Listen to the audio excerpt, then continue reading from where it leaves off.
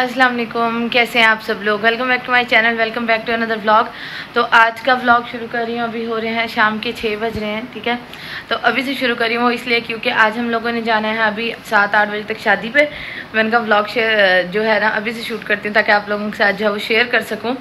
तो अभी जो है मैं पहले पीऊँगी कॉफ़ी और उसके बाद मैंने जो है वर्कआउट करना है अपना, और उसके बाद ना अभी मैं आप लोगों को दिखाती हूँ कपड़े। जी मम्मा अभी जा रही है शादी में, मुझे भी जाना है। हाँ तो हमने भी जाना है ना। मैं भी रहूंगी उसके साथ, उसकी गाड़ी पे बैठ के रहूंगी। चलो ठीक है। मम्मा आपको तो मैं अभी आप लोगों को दिखाती हूँ कि ना मैंने कौन सा पहन के जाना है। मैंने ये वाला सूट पहनना है। अच्छा, ये वाला मेरा सूट है जो कि मैंने पहनना है, ठीक है। ये इस तरह करके है। अच्छा खासा मैंने रात को जो है ना वो प्रेस किया था। मम्मा की ये ग्लव्स ये पहन दिया ना मम्मा के, जैसे मम्मा फ्रूट्स को काटने उनका हाथ कट जाता है, इसलिए ये ग्लव्स मम्मा के लिए, ठीक है। तो मैं आपको बता रही थी कि ये वाला सूट पहनना है। अच्छा, इसकी ना इस तरह करके ना ये शर्ट टाइप है ऊपर, और नीचे ना पूरी इसकी मैक्सी है, मतलब अटैच है सारा।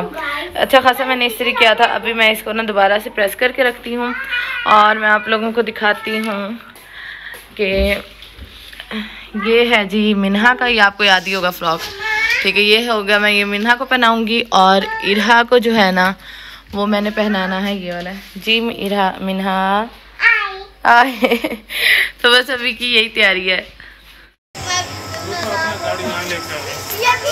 अच्छा जी, हम लोग हो गए हैं रेडी और बस हम लोग चलते हैं। पहले मैं आप लोगों को ज़रा बच्चियाँ दिखाती हूँ। ये है मिन्हा, ये है अबीहा, इरहा अस्सलाम वालेकुम कह दें। और ये अभी गाड़ियाँ धोई थी ना तो उसका पानी है। इरहा गाड़ी पापा इधर ला रहे हैं। तो हम लोग बस सारे हो गए हैं रेडी। अभी है मेरा पूरा ड्रेस दिखाओ। तो ये है मेरा पूरा ड्रेस, ठीक है। और ये बच्चों का बैग ज़रूरी होता है। तो ये है जी मेरा पूरा लुक। बाकी ना इंशाल्लाह मैं आप लोगों को जाके ना हॉल में दिखाऊंगी। अच्छा जी, यहाँ हम लोग आ गए थे शादी पे, और मिन्हा ने ना माशाल्लाह जब से, मतलब मिन्हा छोटी होती थी तो शादियों पे जाती थी, लेकिन अब माशाल्लाह समझदार होती जा रही है ना, तो मिन्हा बड़ा देख रही थी कि हम लोग ना कहाँ गए। और वैसे भी ना इरहा और मिन्हा दोनों को माशाल्लाह तैयार होने का इतना शौक है ना। अब मैं इरहा को भी स्कूल भेजती हूँ ना तैयार करके, तो मिन्हा भी ना अपनी चीज़ें उठा लाती है कि भाई मुझे भी तैयार करो। तो बस जी ये दोनों अपनी आपी के साथ जा रही हैं आगे आगे, और ये जी हूँ मैं। बस हम लोग भी चलते हैं क्योंकि बाकी जो लोग हैं वो पहली गाड़ी पर आ गए थे, और बस हम लोग भी पहुँच गए। अभी दूल्हा दुल्हन नहीं आए थे, और माशाल्लाह बहुत ग्रैंड इन्होंने ना वलीमे का फंक्शन जो बहुत ग्रैंड किया हुआ था, क्योंकि वो जो मेरी, ये मैं आपको बता दूँ, पता नहीं पहले मैंने बताया कि नहीं, ये वलीमा जो है ना मेरी नंद जो है जुनैरा बाजी, उनकी नंद के बेटे का था, ठीक है ना। तो पहले उनके घर की शादी थी तो उन्होंने काफ़ी बड़ा अरेंजमेंट किया हुआ था, माशाल्लाह ग्रैंड लेवल पे था। अल्लाह ताला बस दोनों के नसीब भी बहुत अच्छे करें, आमीन सुम आमीन। और ये जी है मेरी दोनों शहज़ादियाँ, माशाल्लाह माशाल्लाह। बच्चों को देख के माशाल्लाह लाजमी बोला करें। अच्छा, मेरा ये होता है कि इरहा और मिन्हा ना जब मतलब जाए ना शादी पे तो मतलब ट्रेडिशनल कपड़े, ज़्यादातर ना मुझे इरहा का यही होता है कि ना इरहा के ट्रेडिशनल कपड़े हों। शादियों में ना बच्चियां ना फ़्रॉक में भी प्यारी लगती हैं वलीमे वाले दिन, लेकिन वैसे होता है कि मुझे ना ये जो है ना फ़्रॉक, मतलब ट्रेडिशनल कपड़ों में तो बच्चियां ज़्यादा प्यारी लगती हैं। तो बाकी ये इरहा का ना मैंने जे डॉट से लिया था, तो मैंने कहा चलो ये पड़ा है। एक दफ़ा पहना था इरहा ने, ये जब मेरी जो अमेरिका वाली सिस्टर है उनके बेटे का अकीका हुआ था ना, तो ये तब मैंने पहनाया था। तो फिर जो है ना मैंने फिर ये पहनाया ही नहीं, तो फिर मैंने कहा चलो अब ये मौका आया तो इस पर ये पहना देते हैं। और इरहा के मैंने प्यारे से बाल कर्ल्स जो है ना कर दिए थे। हालांकि उसके कर्ली बाल है, लेकिन कर्ल्स को ना अच्छे तरीके से मैंने डिफ़ाइन कर दिया था। तो यहाँ जी दूल्हा और दुल्हन की भी एंट्री हो चुकी है माशाल्लाह। अच्छा ताला अल्लाह ताला ना इनके भी ना नसीब बहुत अच्छे करे, आमीन सुम आमीन। अच्छा, अब ये था कि ना इन दोनों की शादी के बाद ना इन दोनों ने जो है ना वो बाहर के मुल्क जाना है स्टडी के लिए। तो और बाकी मैंने ये कहना था कि बहुत बहुत माजरत कि पिछले महीने मैंने शायद 1 या 2 वीडियोज़ अपलोड की हैं, तो उसके लिए बहुत माजरत। लेकिन इंशाल्लाह मेरा पक्का प्रॉमिस है आप लोगों से, और आपकी मतलब आपसे पक्का प्रॉमिस और अपने आप से भी वादा है कि ना इस महीने इंशाल्लाह मैं ना व्लॉग्स बहुत ज़्यादा अपलोड करूँगी। बस आप लोगों की सपोर्ट की मुझे ज़रूरत है। बड़े से बड़ा यूट्यूबर भी ना आके सपोर्ट के लिए कहता है, जिनके 8-8 10-10 मिलियन है, तो मेरे तो अभी कुछ है ही नहीं। बल्कि आपकी बहन तो 136K पे जो है वो फंसी पड़ी है, क्योंकि आपकी बहन की खुद की गलती है। पूरा साल हो गया मैंने बिल्कुल भी अपने चैनल पे मेहनत नहीं की, तो चैनल पे जब मेहनत नहीं करोगे तो चैनल ने डूबना ही है। तो इसलिए इंशाल्लाह इस महीने व्लॉग्स डालूँगी। बस आपकी सपोर्ट की ज़रूरत है। आपने सपोर्ट इस तरह करना है कि वीडियो को लाइक करना है और शेयर भी कर दीजिएगा अपने फ्रेंड्स के साथ, और आपने प्यारा सा कमेंट कर देना है और बेल आइकन को लाजमी प्रेस कर लें, सब्सक्राइब कर लें। अच्छा, आप लोग मुझसे पूछते रहते हैं कि ना आपके अमेरिका वाली सिस्टर टिकटॉक नहीं बनाती और बल्कि उनको कहें कि यूट्यूब चैनल शुरू करें। तो मैंने कहा चलो मैं आप लोगों को थोड़ा सा दिखाती हूँ। तो मेरी सिस्टर ने ना ये अपनी फ्रेंड के लिए बेबी शॉवर जो है ना वो अरेंज किया था।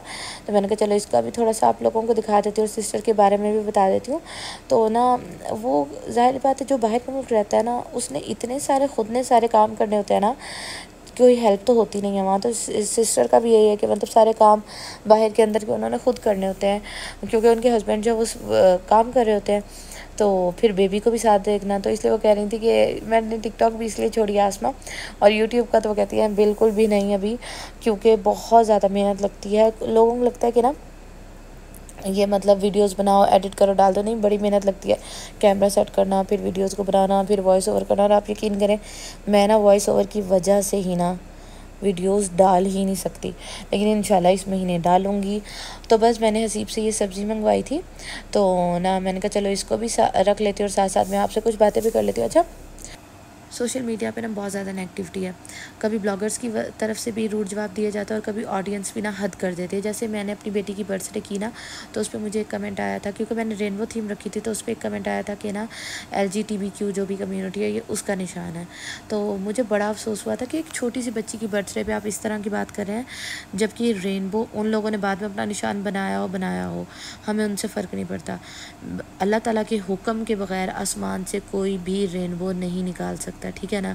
और बारिश के बाद रेनबो होना और कौसे कज़ा जिसको कहते हैं उसका होना बहुत अच्छा समझा जाता है, बड़ा अच्छा लगता है। तो ये अल्लाह ताला की कुदरत है, तो मैंने इसीलिए रखा था। हमारे ज़हन में तो कभी ऐसी बात नहीं है।